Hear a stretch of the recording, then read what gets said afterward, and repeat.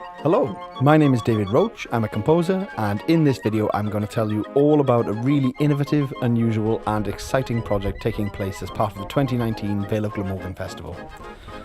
When we think of organs, we might be inclined to think of big church organs, impossibly massive instruments that are part of the architecture of a building. This isn't always the case. Francis Stapleton's collection of organs, his museum of organs, sits just outside Bangor in North Wales and contains a huge number of street organs, fairground organs, dance hall organs and organs of different national origin. Although they're pretty small for organs, I still think they're massive. These are beautiful industrial instruments that are taken all over the world to events, shows and festivals. There's a huge community of enthusiasts globally. These organs are treated with deep care, passion and a keenness for preservation. To me, these instruments have a real steampunk feel. Older mechanical machinery with newer valves and controls. Huge noisy mechanical components sit alongside dinky SD card readers and LCD screens. And I absolutely love the contrast between the reliability of the electronics and the old world craftsmanship, occasional unreliability and chugging feeling of the original organ components. I love music. I can't read it, I certainly can't play any instrument. This is a way I can play an instrument, and these are instruments. It's a live performance every time. They can sound very different very easily with a change of temperature or something like that. One of the most important things to take from this video is that all of the organs Francis owns are unbelievably different from each other and are as customizable as the owner wants them to be. There is no cut and dried organ that we can talk about. We can only talk in detail about individual organs. New pipes, ranks and improvements can be added or removed from all of these instruments. They are super customizable. This can make it difficult to write music for them, but it can also make it extremely exciting. It's rare to be working on something so unique, something so specific, and this is where we find ourselves with the Vale of Glamorgan Festival this year.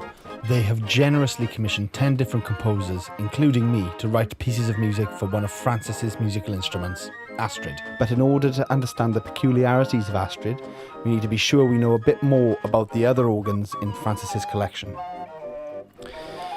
These organs create music in really interesting ways. Collections of pipes, ranks, are crafted so that when air passes through them they produce a particular pitch. The careful flow of air to these different pipes is controlled by feeding a special kind of sheet music into the organ. These huge books of music pass through a mechanism inside the organ. Air blows against the card as it is fed into the machine, and when a hole is present the air passes through. The holes correspond to different notes or sounds on the organ. This air then touches on a component that causes other parts of the organ to be set in motion, eventually leading to an air valve below a pipe being opened and a pitch being sounded, or occasionally a bellows being collapsed. Nowadays, the valves that control the airflow and the way we feed music to the machine are often manipulated by electronic, MIDI, musical instrument digital interface components. Any organ using books, they're more or less the same for either type. You have a keyed organ and you have keyless. In both cases the key frames pull the music through and it is read in the key frame. In keyed you have metal keys underneath which pop up into the slots. They're held down by the card, and when a slot appears and the key rises and a note sounds. There is air being held in the organ by the music books passing over, and when a hole goes over the hole in the tracker bar, this air is released, which allows a valve to collapse and then tells the pipe to speak. In order to create the music for this project, the commissioned composers, including myself, create their pieces on a piece of software, like Sibelius, Finale or Logic, and export them as a specific file format, MIDI.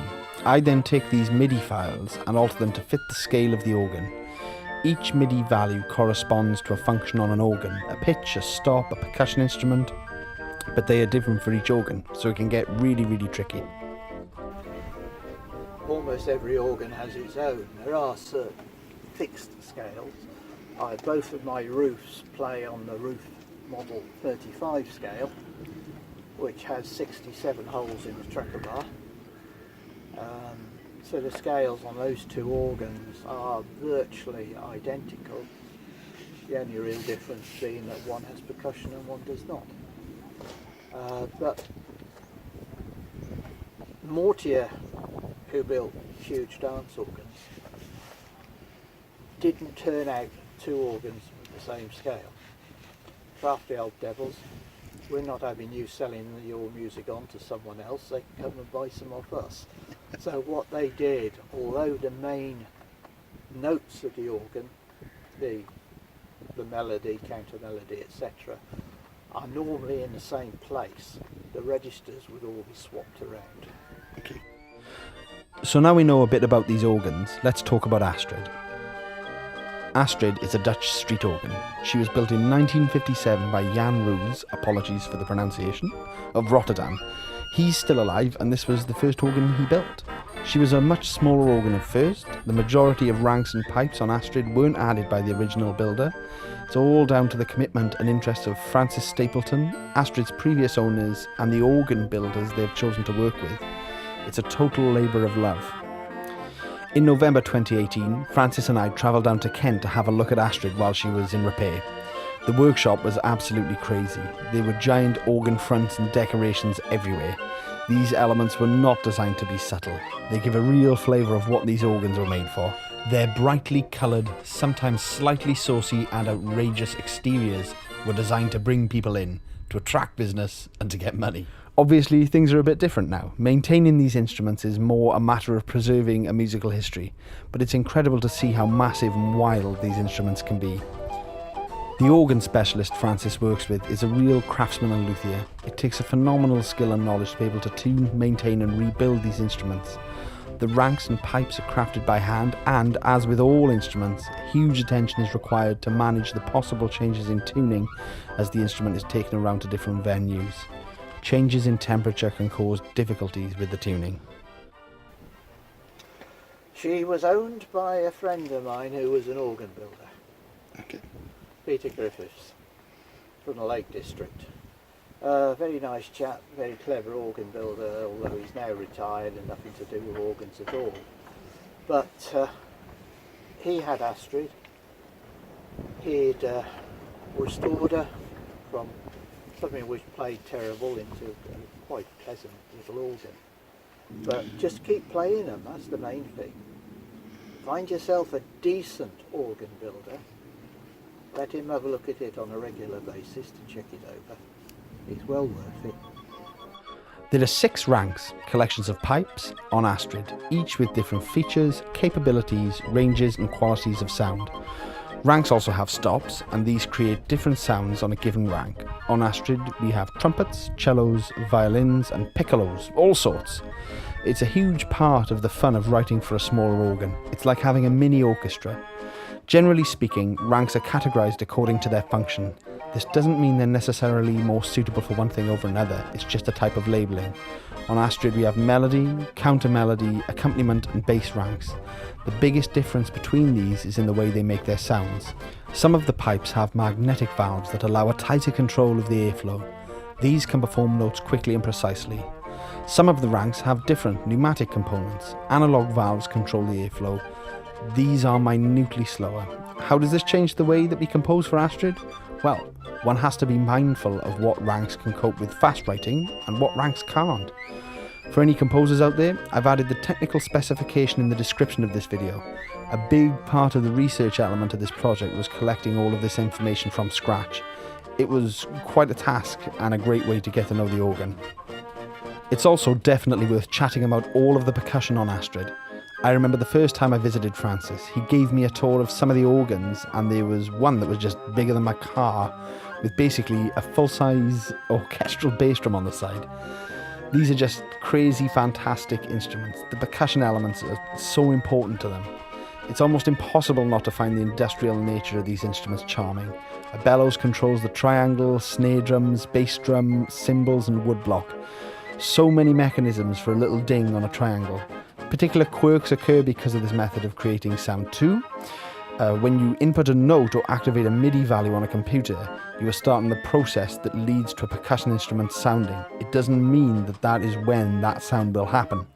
For example, pressing C might activate the bellows attached to the triangle beater, not the immediate sound of the triangle. so one has to be careful to program this in correctly. This is also why each of the composers working on this project needed to send a score out, so we can be sure about the exact attacks of everything. With Astrid, I'm working as a project coordinator and composer. Part of the challenge of this project was actually working out what Astrid can do. We were able to get a general sense of what notes the instrument could play from a technical specification that came with the organ, although it later transpired that this had some faults on it, part of the charm, and we had to adjust accordingly. I spent a few days travelling to see Astrid so I could document the pitches that were available, hear the qualities of the different ranks in percussion, and make some recordings and videos for myself and the other composers. Francis has so much music floating around. If it's not in a MIDI file, then it's stored on a shelf as a cardboard book. That's almost impossible to say. There are so many superb books, and it depends on the organ. On a roof, I would say it had to be classical, as they play it so beautifully. Astrid, of course, will play anything from, well, 60s pop she plays superbly, right through to real classics, overtures, dance music. She'll play it, anything, and most of it sounds great. The best thing about writing for Astrid is the freedom to do whatever you want, more or less. There are no restrictions on what rhythms can be played, how complex they are, or where they go.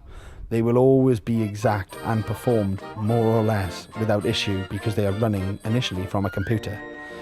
This is something that has been explored by composers like Conlan Nancaro. There's a link in the description with some of his music, and the sea of black MIDI composers on sites like YouTube. Although emulating black MIDI can be tricky owing to how the air would be distributed around the organ.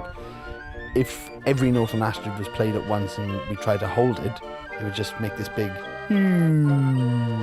noise. There wouldn't be enough air being pumped into Astrid to sustain the notes that were being played. The biggest challenge comes in the fact that nobody has written for this instrument before. So I think everyone is a touch nervous about how everything will come together, how unusual it is and what it's going to sound like. Astrid needed a bit of extra time in repair, which is obviously essential, and none of us could wait for it to all be finished perfectly so we could test the pieces and hear what all of the music sounded like. We're in the process of realising these pieces at the moment, and it's absolutely fascinating. Astrid is a unique, beautiful organ, and I strongly recommend you come and see this concert in May 2019. It's going to be something really special, something really unusual. Thank you for listening. Which of your organs is your favourite? This one, Astrid. Correct answer.